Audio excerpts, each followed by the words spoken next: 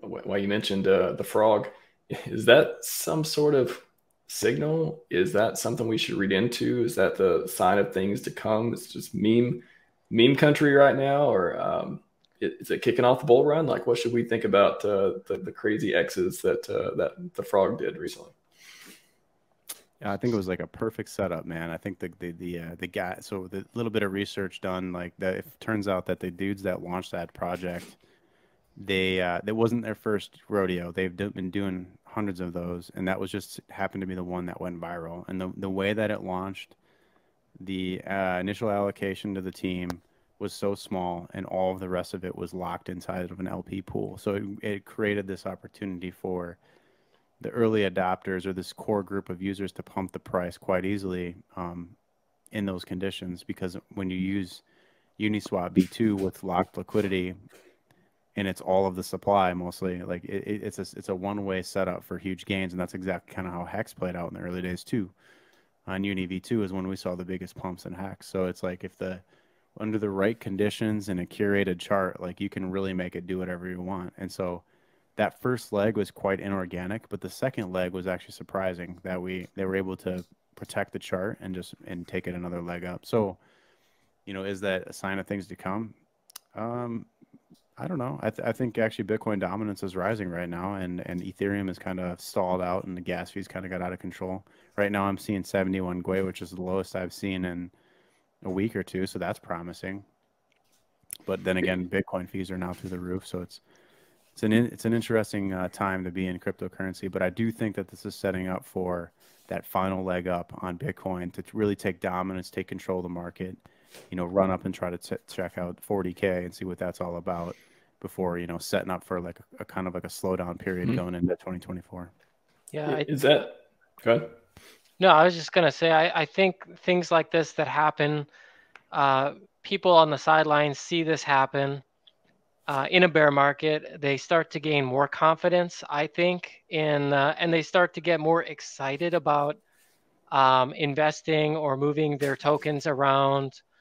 At least that's kind of what I felt. Is it just suddenly like sparked this enthusiasm that I hadn't seen in a while. That, I mean, we were all enthusiastic for PulseChain, but the people who weren't focusing on PulseChain, all of a sudden there's like this extra spark and all this interest, and everybody's getting excited again. And I think something like this happening could bring in more confidence, like people saying, "Hey, I could invest in something and potentially change my life." Like those early investors, and it could spark a bull market, but I think it's definitely positive.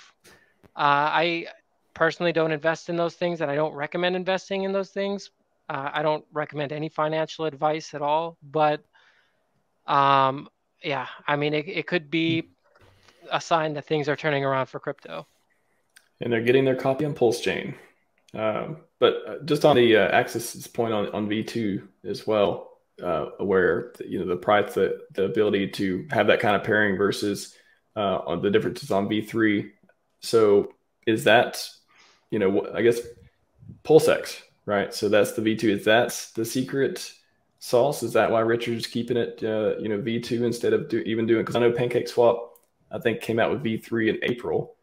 So there is a way to, I guess, fork that at this point. Before it was kind of like, oh, now, it's based on PancakeSwap V2, which is based on Uniswap V2, but now there's PancakeSwap V3.